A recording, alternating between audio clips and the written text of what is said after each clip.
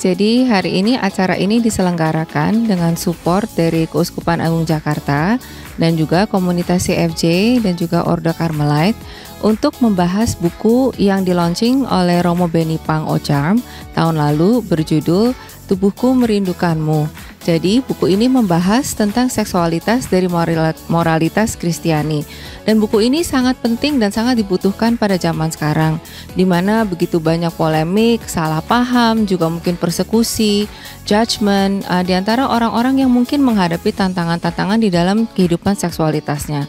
Jadi kita ingin memberikan kesempatan untuk menyegarkan dan mengingatkan kembali bahwa tujuan penciptaan yang diberikan Tuhan bagi jiwa dan raga kita itu adalah sungguh baik, dan bagaimana kita sebagai manusia bisa mencapai jalan kebahagiaan di dalam perencanaan moralitas Tuhan yang tidak lain adalah jalan kebahagiaan itu sendiri.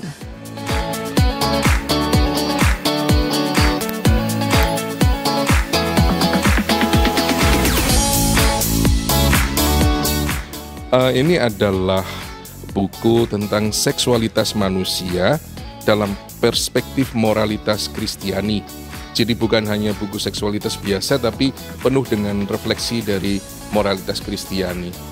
Mengapa berjudul Tubuhku Rindu Padamu? Ini adalah kutipan dari Mazmur 63 yang biasa para biaran-biarawati dan para imam daraskan pada hari Minggu pagi. Jadi tubuhku rindu padamu, bukan hanya jiwa tetapi tubuh juga merindu kepada Allah. Dan itu sangat cocok untuk menjelaskan isi buku ini, bahwa tubuh kita ini terarah dan merindu kepada Allah.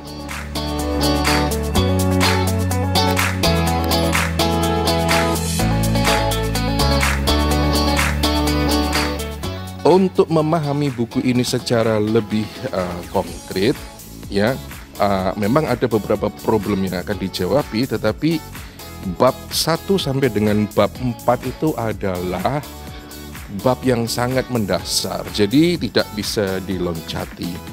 Bab pertama membahas tentang tubuh kita dari sudut pandang biologi, tetapi membaca itu dari perspektif filosofi dan perspektif teologi kita.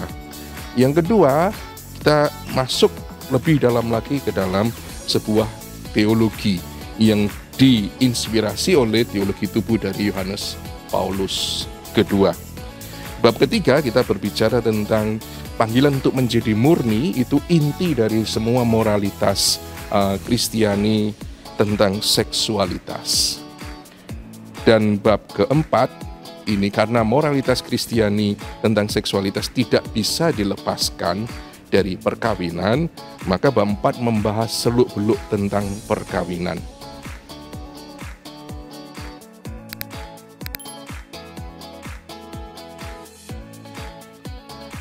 Kemudian bab-bab yang selanjutnya, bab 5, bab 6, bab 7, 8, dan 9 membahas berbagai problema yang cukup mencolok pada zaman ini, tentang pornografi, tentang perzinahan, perselingkuhan, 2 bab tentang homoseksualitas dan transgenderism, dan bab 9 berbicara tentang problematika dari sexual abuse dan safeguarding yang sangat aktual bagi gereja sekarang. Kemudian terakhir saya menutup semua refleksi ini supaya tidak hanya moralitas, tapi satu refleksi yang mendalam, yaitu tentang hidup selibat dan bagaimana hidup selibat itu dihayati dalam kebertubuhan kita, dalam seksualitas kita. Ini saya persembahkan untuk setiap orang, awam maupun biaran-biarawati atau siapapun yang hendak membaca.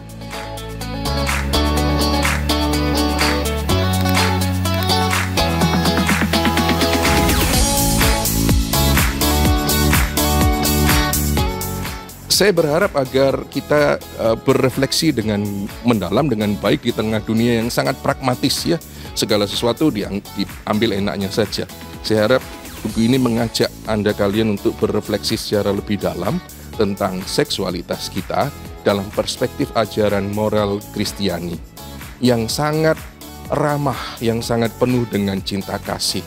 Dan Anda akan terkejut termasuk saya sendiri dalam merefleksikannya, bahwa betapa mendalamnya gereja merenungkan dan mengajar tentang seksualitas dan betapa manusiawi dan penuh kasihnya.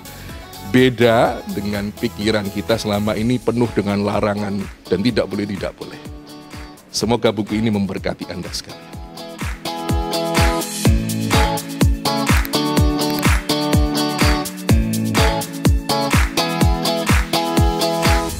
Ini tema yang penting ya, tetapi kan tubuh, seksualitas itu sering dianggap tabu dan dihindari begitu ya. Tapi ini tak dibahas dengan terbuka dan ditulis dalam buku yang bagus. Jadi saya sendiri berpendapat bahwa ini penting untuk dibahas di berbagai tempat dan tingkatan juga ya. Jadi seperti di bahkan sekolah untuk SMA misalnya begitu, dengan dipandu guru ya, sehingga mengertilah apa persisnya. Lalu juga di universitas-universitas dan komunitas-komunitas seperti ini, sehingga kemudian orang tidak punya pandangan yang keliru tentang tubuh yang sering disebut sebagai penjara jiwa begitu ya, dan juga tentang seksualitas dan kekerasan kan sekarang banyak semakin meluas begitu ya, termasuk kekerasan seksual terhadap perempuan. Saya kira yang dibahas ini sangat penting dan cara membahasnya kan juga bagus ya, bisa dimengerti oleh orang awam.